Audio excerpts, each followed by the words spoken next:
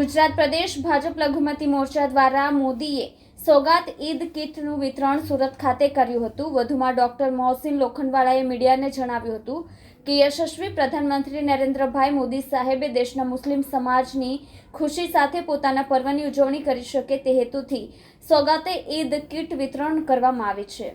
ગુજરાત પ્રદેશ ભાજપ લઘુમતી મોરચા દ્વારા સુરત ખાતે યોજાયેલ કાર્યક્રમમાં પ્રધાનમંત્રી મોદી સાહેબે જાહેરાત કર્યા મુજબ રમઝાન ઈદ કીટનું વિતરણ કરાયું હતું। ગુજરાત મોરચા પ્રમુખ અને ગુજરાત વકફ બોર્ડના અધ્યક્ષ ડોક્ટર મોહસિન લોખંડવાલા સાહેબ, સુરત શહેર મોરચા પ્રમુખ મોહસિન મિર્ઝા, પૂર્વ મહામંત્રી ઇમરાન મેમણ, પ્રતિષ્ઠિત મુસ્લિમ વ્યાપારી અગ્રણી રફીક હુનાણી હસ્તે અસંખ્ય કીટોનું વિતરણ કરવામાં આવ્યું હતું। આ કાર્યક્રમમાં એનજીઓના પ્રમુખ શૌકતભાઈ મિર્ઝા, યાસીનભાઈ, યુનિસભાઈ સહિત અનેક મુસ્લિમ અગ્રણીઓ ઉપસ્થિત રહ્યા હતા।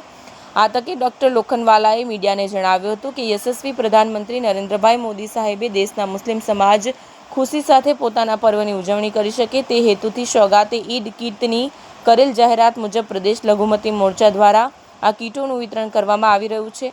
ગુજરાતભરમાં મોરચાના પદાધિકારીઓ દ્વારા કીટોનું વિતરણ કરાઈ રહ્યું છે। આ તકે તેઓએ કહ્યું કે ઈદની ઉજવણી ભાઈચારા સૌહાર્દપૂર્ણ થાય અને રાષ્ટ્રના વિકાસમાં આપણે સૌ સહભાગી બનીએ તેવી નમ્ર અપીલ સાથે ગુજરાતના તમામ મુસ્લિમ બિરાદરોને એડવાન્સમાં ઈદ મુબારક પાઠવ્યા હતા।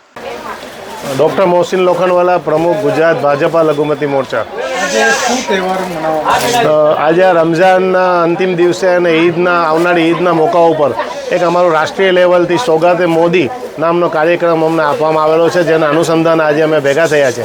એ કાર્યક્રમના અનુસંધાને અલ્પસંખ્યક મોરચા રાષ્ટ્રીયની સૂચના અને માર્ગદર્શન મુજબ ગુજરાત પ્રદેશ લઘુમતી મોરચા દ્વારા અમારા પદાધિકારીઓ દ્વારા વિવિધ શહેરોમાં એક ગરીબ વર્ગના અને જરૂરિયાતમંદ વર્ગના લોકોના જીવનમાં ખુશાલી અને ઈદનો તહેવાર સારી રીતે ઉજવી શકે એટલે એક કીટના માધ્યમથી એમને ગિફ્ટ આપવા માટેનો પ્રોગ્રામ છે, જે અમારા મોરચાના પદાધિકારીઓએ પોતાના સ્વખર્ચે અને પોતાના સ્વેચ્છાએ અને સહયોગથી એકબીજાના આખા ગુજરાતમાં આ કાર્યક્રમનું આયોજન થયું છે। તો સમગ્ર દેશમાં રાષ્ટ્રીય અલ્પસંખ્યક મોરચાના માધ્યમથી આ કાર્યક્રમ કરવામાં આવ્યું છે અને એના દ્વારા સોગાતે મોદીના નામના કાર્યક્રમથી ઈદ ઉપર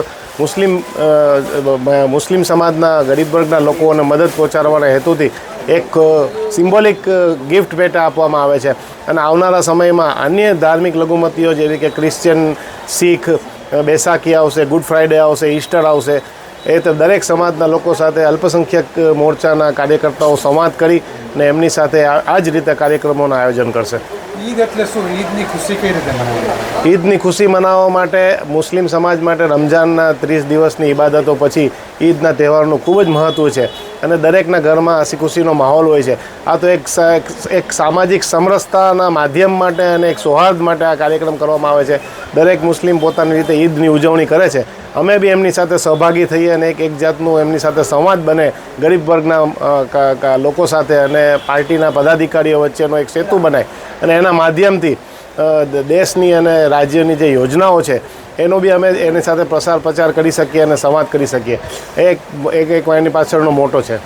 હિન્દુસ્તાન માટે ખાસ કરીને અમન ચેન, દેશમાં ભાઈચારો ટકી રહે અને સૌ લોકો ખુશખુશાલ એકબીજા સાથે હળીમળીને રહે અને દેશમાં કોમી સંવાદિતા જળવાઈ જાય અને સતત દેશનો વિકાસ થતો રહે એવી સૌને શુભકામના પાઠવીએ છીએ।